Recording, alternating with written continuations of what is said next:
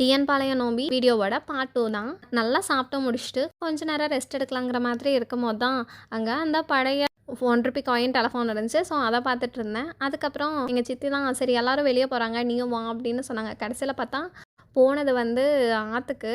So அங்கே போயிட்டு சரி ட்ரெஸ் எல்லாம் நனைஞ்சிரும் அப்படிங்கிற மாதிரி கொஞ்ச நேரத்துக்கு கல்லுக்கிட்டே உட்காந்து சும்மா காலை மட்டும் தண்ணிக்குள்ளே விட்டுட்டு இருந்தேன். நிறைய மீன் வேறு இருந்துச்சு. எனக்கு இதெல்லாம் கொஞ்சம் பயம்தான். பட் இருந்தாலும் ஏதோ திடீர்னு கொஞ்சம் பெரிய பொண்ணு ஆகிட்டோம், கொஞ்சம் பழகின மாதிரி ஒரு ஃபீல் இருந்துச்சு. அதுக்கப்புறம் நானும் போய் தண்ணியில் ஆட ஆரம்பிச்சிட்டேன்.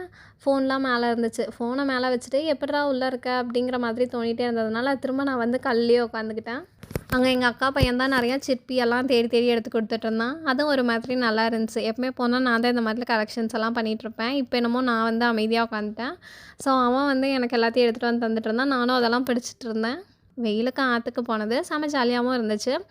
அதெல்லாம் முடிச்சுட்டு நாங்கள் திரும்பி ரிட்டர்ன் வரும்போதே ஒரு 5 மணியெல்லாம் ஆயிருக்கும். ஸோ வந்து மறுபடியும் ஃப்ரெஷ்அப்லாம் ஆகிட்டு திரும்ப சாரிக்கு ரெடி ஆயாச்சு.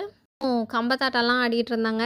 எங்களுக்கு வந்து லேட் ஆகுதுன்னு சொல்லிட்டு நாங்கள் சாப்பிட்டுட்டு சாமியெல்லாம் கும்பிட்டுட்டு அப்போவே நைட்டே வந்து கிளம்பிட்டோம். பட் அதுக்கப்புறம் வந்து எங்கள் அக்காங்கெல்லாம் நிறைய கும்மியெல்லாம் ஆடினாங்கன்னு சொல்லி வீடியோ கால்லாம் பண்ணி காமிச்சிட்டு இருந்தாங்க. நாங்கள் அது வரைக்கும்லாம் இருக்கலாம், ஏன்னா ஊருக்கு கிளம்பணும்னு சொல்லிட்டு. ஏன்னா அடுத்த நாள் மார்னிங் வந்து நான் திரும்ப கோயம்புத்தூர் வர வேண்டியதாக இருந்துச்சு.